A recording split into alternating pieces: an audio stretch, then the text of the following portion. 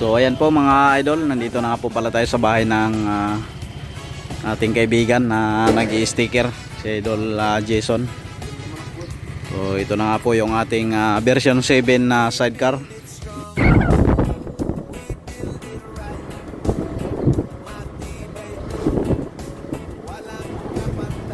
Yan mga idol, papunta nga po pala kami ngayon mga idol sa paggawa ng sticker, dahil itong sidecar na version 7 ay kailangan nating dalhin doon. Pinaghalong version 3 at version 2 po ito mga idol. Pero stainless upholstery type. Kaya shoutout nga pala sa nagpaganito sa atin, isang kapitan po na taga Bay Laguna. Shoutout po kay idol, maraming salamat sa tiwala. Maraming salamat kay chairman.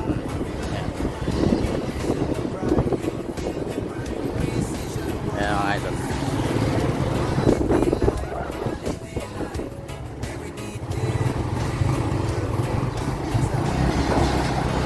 Version 7 pure stainless.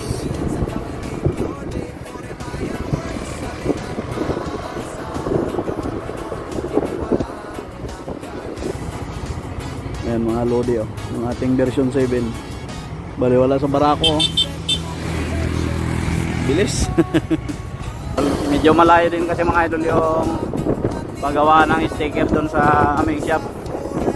Kaya sa mga nagpapa-sticker, ganito po yung ginagawa namin mga idol, natin pa doon sa stickeran, doon sa shop na nag-i-sticker. Mula doon sa shop mga idol ay tatakbo pa kami dito na 5 minutes. Yan. Medyo malayo din po siya doon sa ano namin.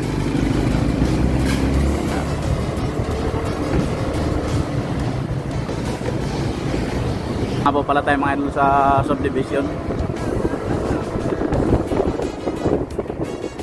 mag-i-stickeran.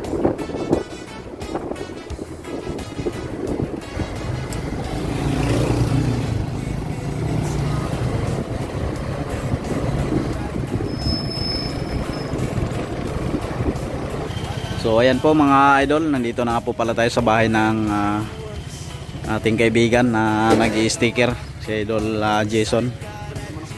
So ito na nga po yung ating version 7 na sidecar. Ayan.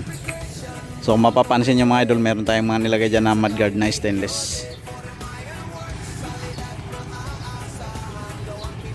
Ano po yan mga idol, lalagyan ng sticker.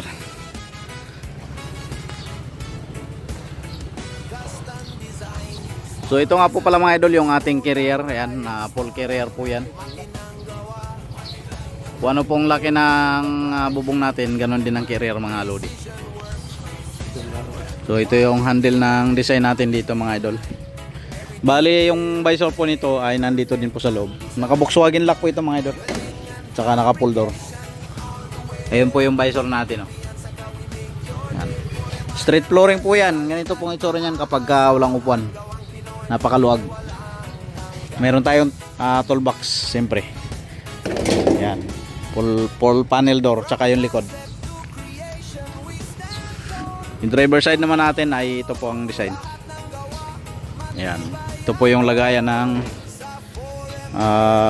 design, lalagyan ng bull mirror ni idol dito. Pero yung design yan paharap yung bull mirror. Ito yung ating driver side. Ito yung windshield nya. Tapos merong pinadagdag ni idol dito sa harapan. Yung crash guard po nito mga idol, para makamura-murang idol natin, ay pinagawa niyang ito mga idol, 3/4 na galvanized. Ayan. Tapos yung design ng salamin na natin, yung pinaka harang sa salamin para hindi malaglag, ay ito yung pinagawa niya. Lodi. Tapos may sandalan po yan.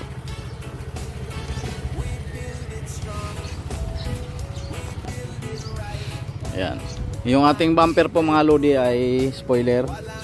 Nagpalagay din po siya ng spider design yan.